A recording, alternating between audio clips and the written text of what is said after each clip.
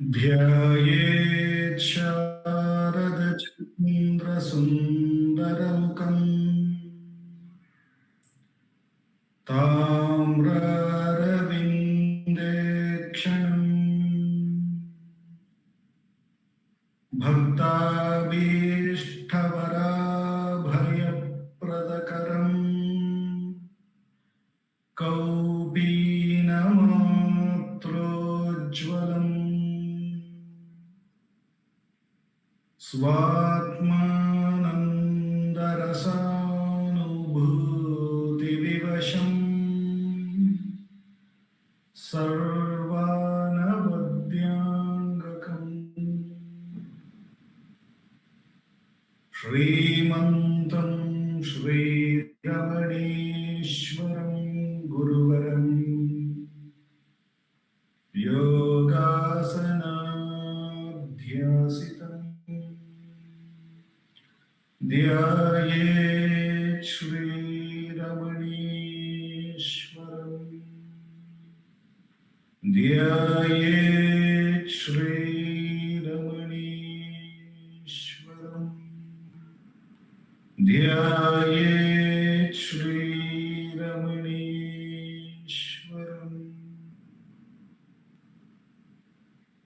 हृदयकुहरमध्ये केवलं ब्रह्ममात्रं यहमहमिति साक्षादात्मरूपेण भाति हृदि विषमनसा स्वं चिन्वतामच्युतव पवनचलनरोधात् आत्मनिष्ठो भवत्वम्। Namo Ramana.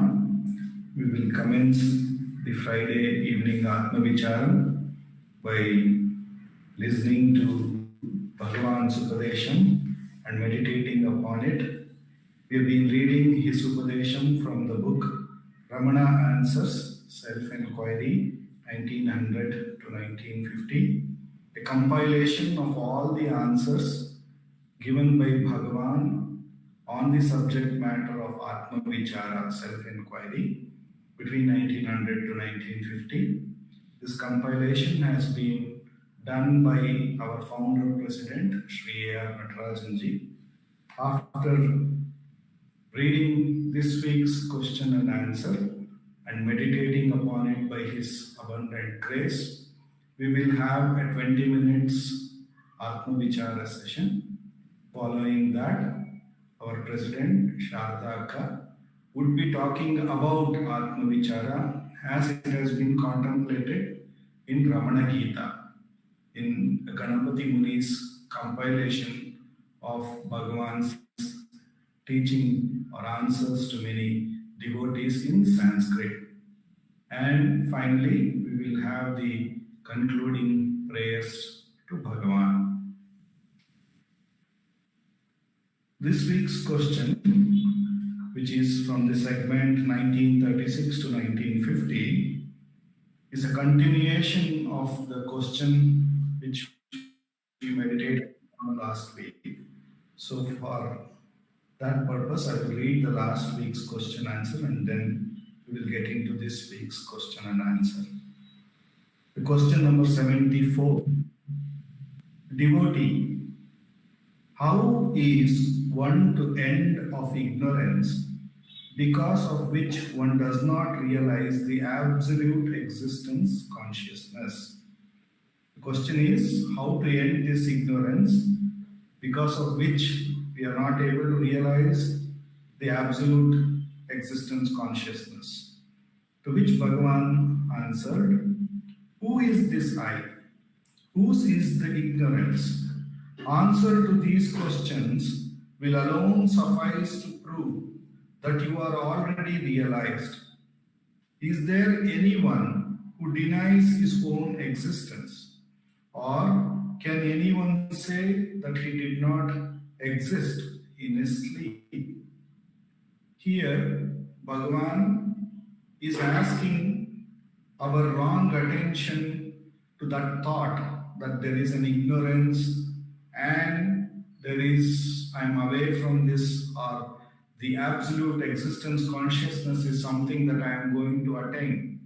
And both of this idea is for this individual notion called the I. So only by questioning that I, only by asking to whom is this thought, who am I, that is the only way, it is the only methods. Bhagavan says it suffices to prove that you are already realized. Only when we inquire this I, instead of taking it to be real, instead of taking its concepts to be real, including the I, even unless we don't question it, then if we take it to be real, it is like superimposing the snake on the rope and taking the snake to be real, and all that we can imagine of the snake appears to be all real. Then if we go on complaining that the snake is not letting me do this, do that, realize this, realize that, then all we need to do is ask one to put on the real light and check whether there is the snake at all there. Only that is the real solution. That alone suffices. Therefore, Bhagavan says, who is this I? Until you inquire it, it is not going to be this thought, and then taking the thoughts to be real would be a continuous whirlpool wherein, even though we are the absolute existence consciousness by very much, we have taken something else to be ourselves, and therefore we feel bewildered. Continuing now, the questioner asks, yes, I understand, but is not the state of realization one of desirelessness? Can one exist without desire?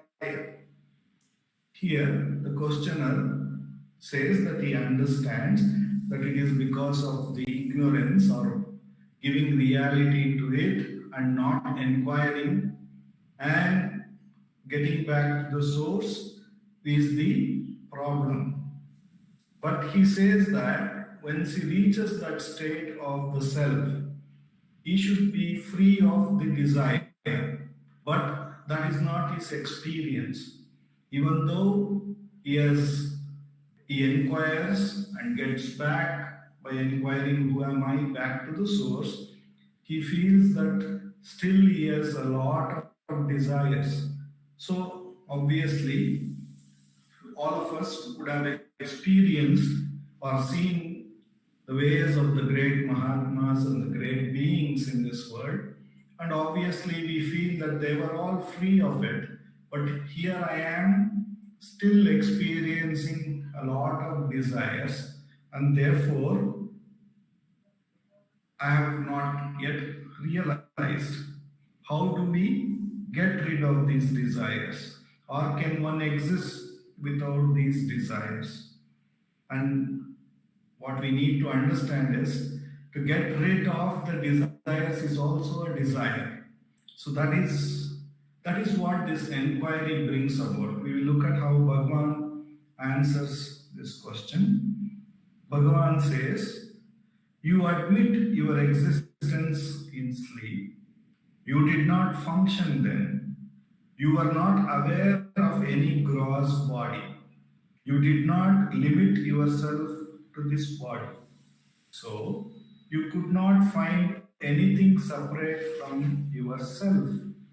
The state of desirelessness in sleep made you no less happy than now.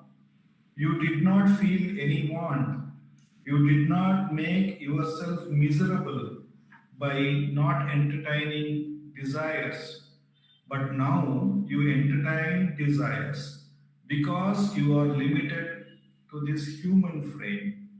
Why do you wish to retain these limitations and continue to entertain desires? The function of the waking state are those of the ego, which is synonymous with the I.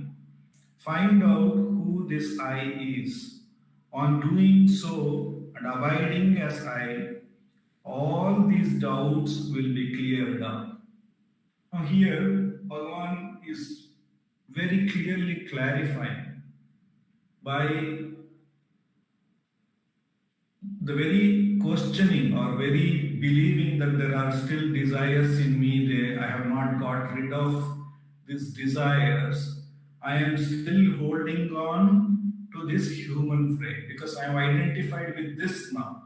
Whereas in my deep sleep, I was not identified with this frame. So there was no desires in whatever I was identified with there. Perhaps we can say we were identified with nothing, and therefore that did not have any desires. Therefore, it was okay in that state. But here I am identified with this body in the waking state, and therefore, whatever this body or the brain in the form of thoughts desires from moment to moment, through the eyes it sees something very beautiful, maybe something it likes and it desires for it.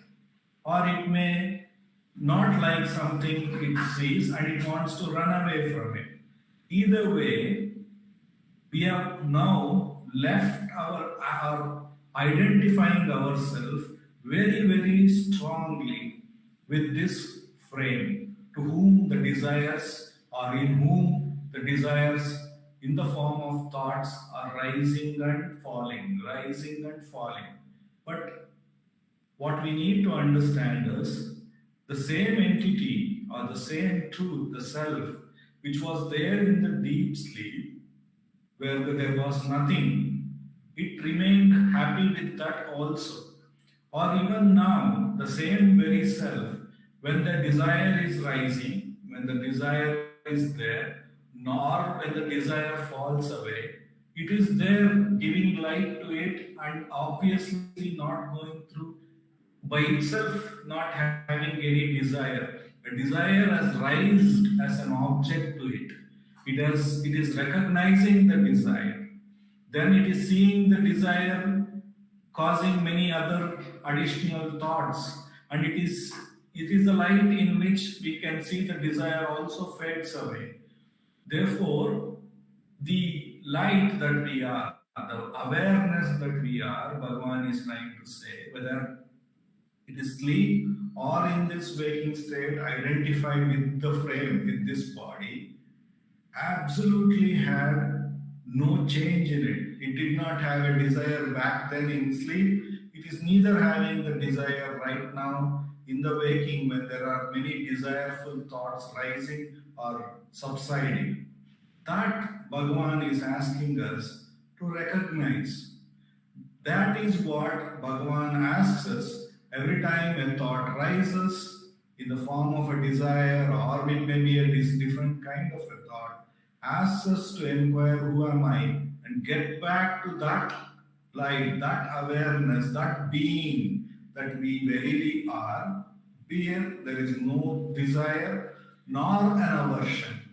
There is no desire nor an aversion. It is continuously shining equally like the sun is shining irrespective of what happens on this earth. Subrai Sharma ji would very beautifully say in the Kannada Atma Vichara session that the sun obviously doesn't discriminate. Oh, here is a Brahmin going on the street with all the vibhutis and all the dhautis and everything. Oh, I should shed more light on him. It doesn't discriminate. Oh, here is a dead dog where there is, it is not good. So I should not shine any light on it. The sun continues to shine light equally. And so is our awareness, whether there is no thoughts in the deep sleep or a lot of desires like in the waking, it is shining equally on both of it, and yet it is apart from it. So it is therefore called in the Upanishad Jyotisham Tat Jyoti. It is the light of all lights. Even the sun is recognized by this light. So, this light that we verily are is what we should get ourselves identified with, rather than getting identified with the nothingness of the sleep or with the desires of the waking, and getting, that is the superimposition, that is the snake that is getting superimposed on the rope. That is the moment that wrong or the ignorance is kicking in, where we are wrongly identifying ourselves with something which we are not, and then suffer by the very identification then and there. So, Bhagavan, being the graceful master, brings about this error. How does he bring about this error? He asks us, no matter, so we need not entertain every thought, because all thoughts are objects and we are taking it to be real, and that is, we are superimposing it on ours by taking that to be real. So he says, have absolutely no discrimination whether it is a good thought, a bad thought, a spiritual thought, or all the thoughts. When it rises, then and there, diligently inquire to whom is this thought. Then the answer would obviously come out that it is for me. It could not have been for anybody else. Like in the dream, if in the sleep, if a dream happens, it cannot be for somebody else. It is the same thing in the waking. It is again happening only to me. If I am seeing a wire on the wall, I am seeing it. May not be everybody else is seeing it, even if they are very much present here in this room. So it is only happening to me. First, Bhagavan asks us to recognize this very, very clearly with an inquiry, with accepting the truth the way it is happening then and there. So he says, when we inquire to whom is this thought, it comes out very clearly that it is for me.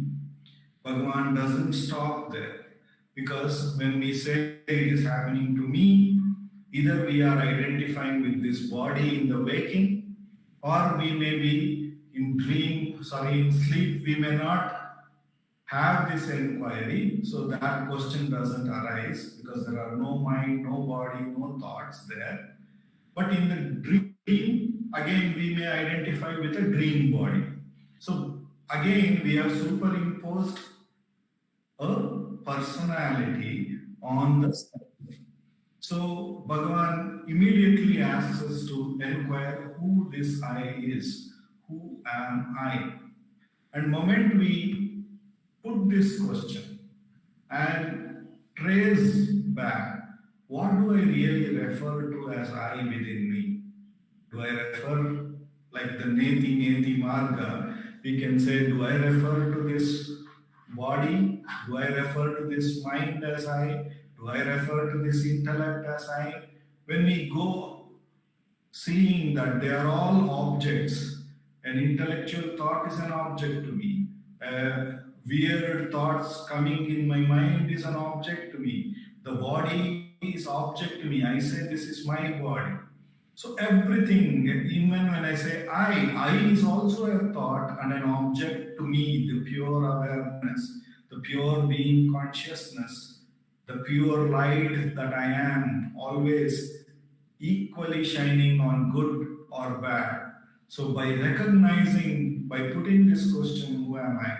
When we turn back to our real nature, that truth which doesn't discriminate, that truth which is only one, which is giving light to all these divisions, so-called appearing divisions, all are appearing or getting the reality existence from that, or getting is becoming aware by that.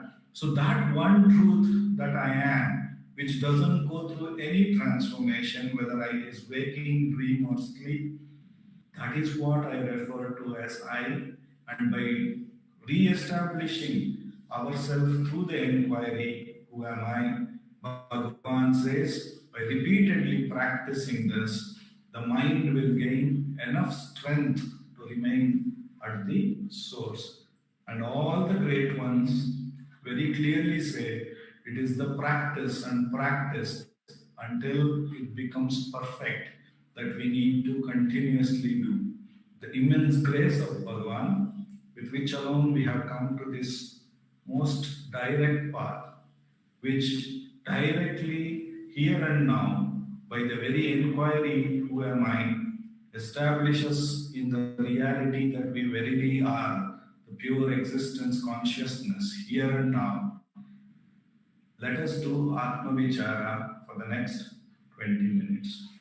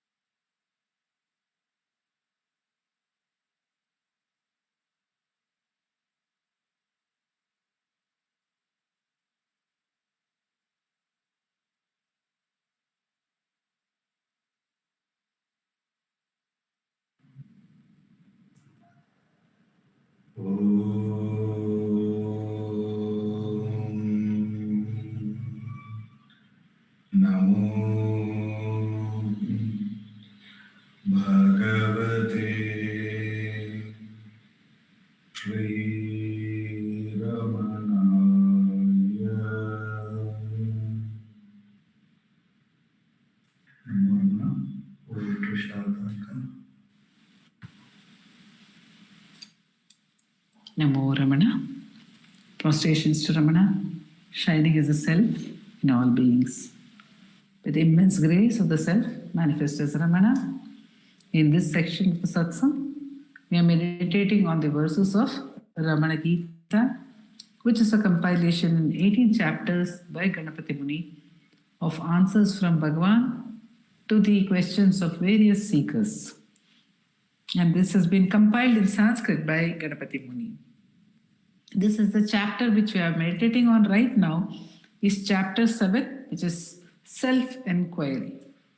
In this chapter, Bhagavan has first explained what is self-enquiry, and subsequent to that, he has also answered the questions of Karshni as to who has the fitness to perform self-enquiry. He has defined that, and then Karshni has gone on to question him, and that is the section we have been meditating on at some length. The section where Karshni asks Bhagavan, is it okay to do other things? If one has already come to the path of self-enquiry, if one is ready for self-enquiry, is it okay to keep other observances, do other practices which are conjoined, which are the injunctions, either by the scriptures or by our tradition or by, we further added, by the call of duty. Whichever we are to do. It is it is given to us to do certain actions. Is it all right to do those actions? And Bhagavan has answered that it is fine. It is fine to engage in such activity, provided that one is not in a position to give all one's time to self-enquiry. Then it's all right. In the remaining time, one can do some good activities. And he has also said that this will prevent us from giving our time to wasteful activities or unwanted activities. And therefore, it is good to indulge in satkarma, in anything like snanam, sandhya, japa, homa, etc., which is appealing naturally to us or towards which we are drawn by the divine ordinance. So, Bhagavan has said that it is all right. Not only that, he says that the ones who are ever abiding in the self, such people also engage in actions. They are not doing self-enquiry. They seem to be engaging in other activities as well. So Bhagavan says that they do so out of pure compassion for the entire world. The pure compassion is a natural compassion. It is not a motive that one wants to be compassionate towards somebody. But it's a natural compassion, like Muruganar Swami says. He says that Bhagavan gives compassion, showers grace by nature, not by choice. There is no choice that I should be compassionate to such a one. And today, Dileep was also giving the example of the sun, which does not have any discrimination, which just shines. And Bhagavan also gives the example of the sun. Bhagavan says the sun is, in one sense, the most active being on this earth or related to the earth. Because of the sun, so many things happen on earth. In fact, life is possible on earth only because of the sun. And then further, the sun makes the tides move, the ocean tides move, the sun brings about the 7 phases of the moon by giving light to the moon, therefore giving light in the night. The sun allows the plants to grow, and the plants growing provides food to so many millions of living beings, and the cycle of carbon dioxide being absorbed by the plants and then oxygen being let out by the plants, allowing us also to breathe, in a cleaner, fresher atmosphere. All this happens, and more also happens by the light of the sun. But Bhagavan says, does the sun worry that he has to do so much? Does the sun feel anxious? Does the sun feel burdened by all the work that the sun has to do? Because of the sun, so many things have to happen, and not one day holiday in the 365 days of the year. No rest for the sun. The sun is constantly at his work desk, always doing his duty. But Bhagavan says, does the sun think I am doing all this or I have to do all this? And because of thought, because of the plan, because of the very, very meticulous planning of the schedule of activity, is the sun able to achieve all this? Not at all, says Bhagavan. The sun is not concerned about any of the activities which are going on. The sun is not at all worried that I have to today make the tides rise, which is high tide time because of the full moon. After some time, I have to make it low. Whatever it is, the sun does not think I must change the seasons now. The right season, sometimes the seasons come early, sometimes they come late, but whatever it is, sun is not worried, I must make day into night and night into day. This process must continue. Photosynthesis must happen. So many things must happen. The lotuses must blossom. The sunflowers must blossom. Therefore, I must shine and I must keep my schedule.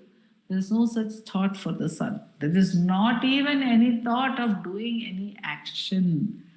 By the very light of the sun, by whatever the sun is, by its very being, all this happens. Everything happens because of the sun being light unto itself, says Bhagavan. And he says that if we are also lights unto ourselves, if we become lights unto ourselves, then all that needs to be done through us will automatically get done through us. Everything will happen automatically. Therefore, Bhagavan says, the wise ones are aware of this and they do activities. How do they do? Kriyamananya sangena bheda buddhyupamardina.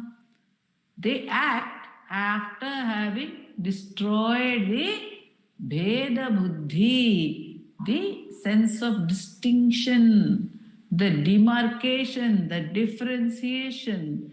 They have dissolved the bheda buddhi and they are working with asanga, non-attachment, like the sun is working.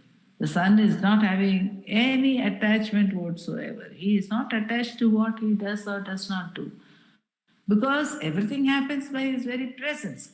And this is what is the truth of everybody, every one of us also.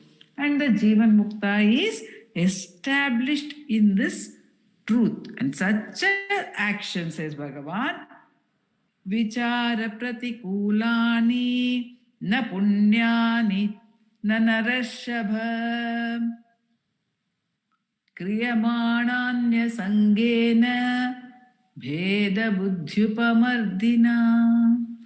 If action is done in this manner, kriyamani, if the action is done, how? Asangena, without any sense of attachment, and kriyamanan asangena bheda buddhyupamardina, without a bheda buddhi. When it is done, then such actions are perfectly purifying and they do not disturb the self-enquiry. So this is what Bhagavan is asking us to do. if we are engaging in self-enquiry, if we want the best results from our self-enquiry, then all the actions that we perform must be done with asanga, with non-attachment. We should perform all our actions without a sense of attachment. Bhagavan is indicating to us that the more detachment we develop, self-enquiry itself gives us detachment. So we must hold on to that detachment. We must fine-tune that detachment. So when we work with asanga, then such actions that we engage in do not disturb our self-enquiry.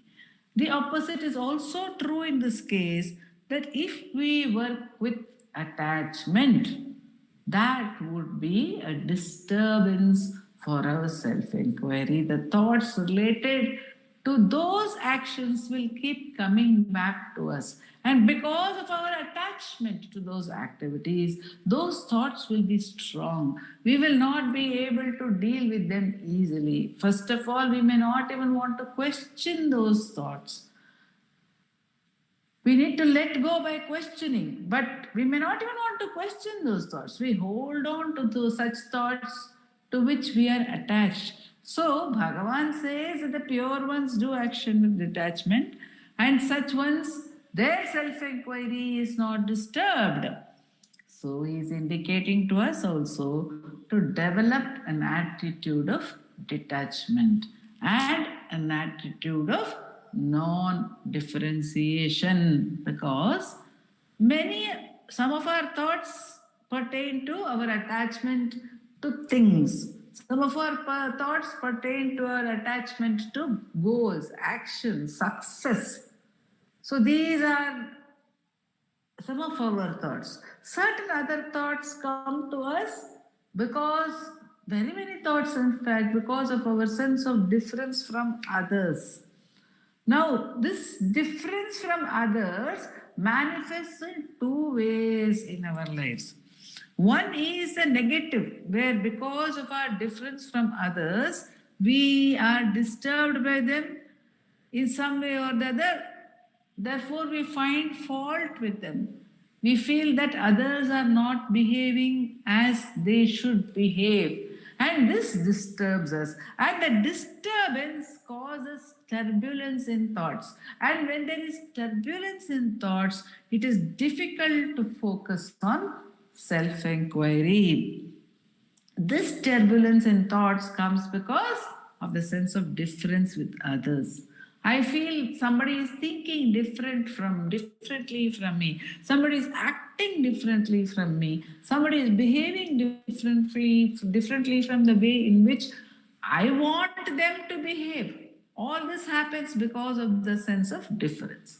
The sense of difference also creates attachment in its turn. Because when I am seeing my mother, my sister, my brother, my dear ones, my children, or my husband, my wife, all the dear ones, when I see them as different from me, then my sense of attachment to them is strong. There will be an innate fear of losing that dear one in some form or the other, maybe having a difference with them, maybe really losing them.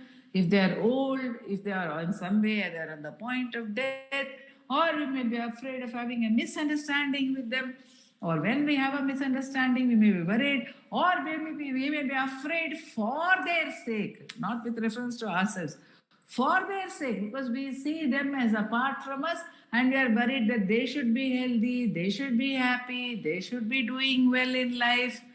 All this comes from the sense of difference. And all this will draw us away from self-enquiry. As again, in the first part of today's meditation, we were meditating on desire. Desire arises because of the sense of difference. If there is nothing apart from me, what am I to desire?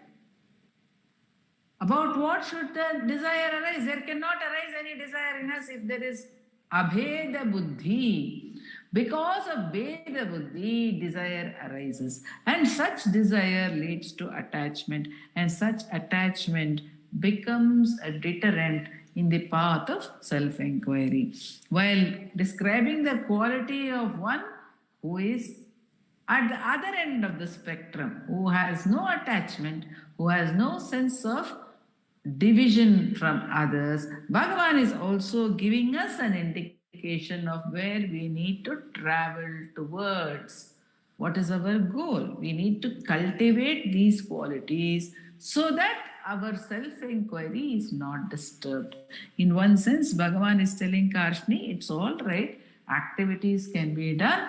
Any good activities can certainly be done because they keep the mind away from bad activities. But the best thing to develop is an attitude towards all activities.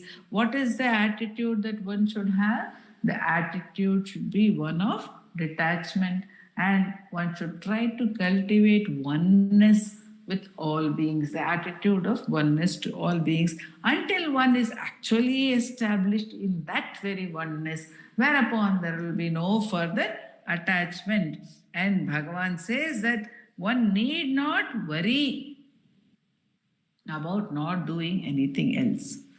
One need not think that not performing any other activity will lead to papa. Papa means that which brings us sorrow, basically. So we need not worry that not doing something will bring us sorrow. Nacha kritani papaya, nacha akritani papaya.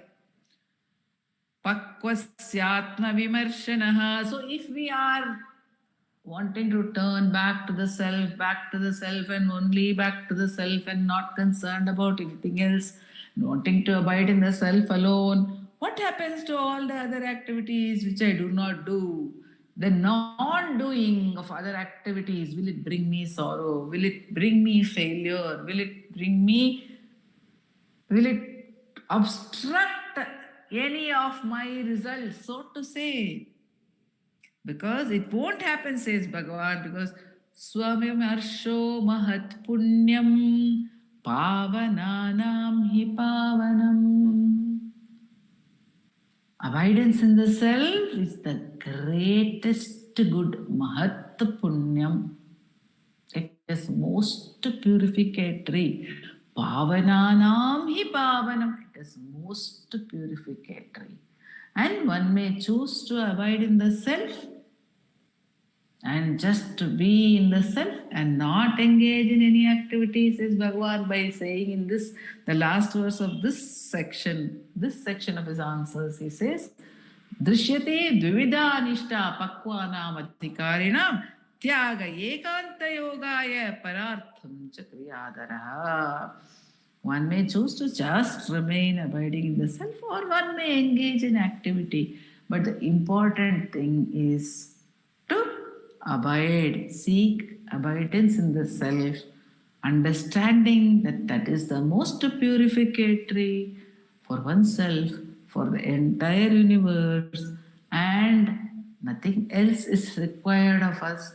So let us try to give our maximum energy, our best energy to self-abidance through self-enquiry. This is Bhagavan's guidance to us in this part of the chapter, and it is, as always, his gracious blessing as well. Om Namo Bhagavate Sri Ramanaya.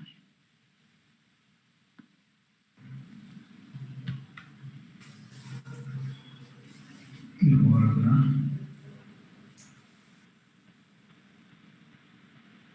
Apara Satchit Sukhavarashe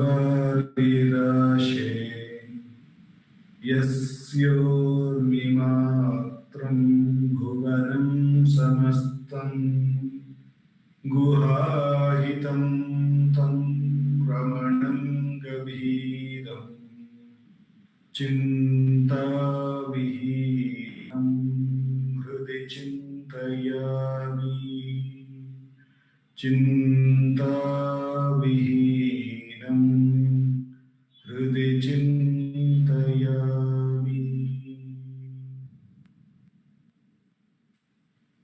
Namo Ramana Ka, Namo Namo Ramana Dileep.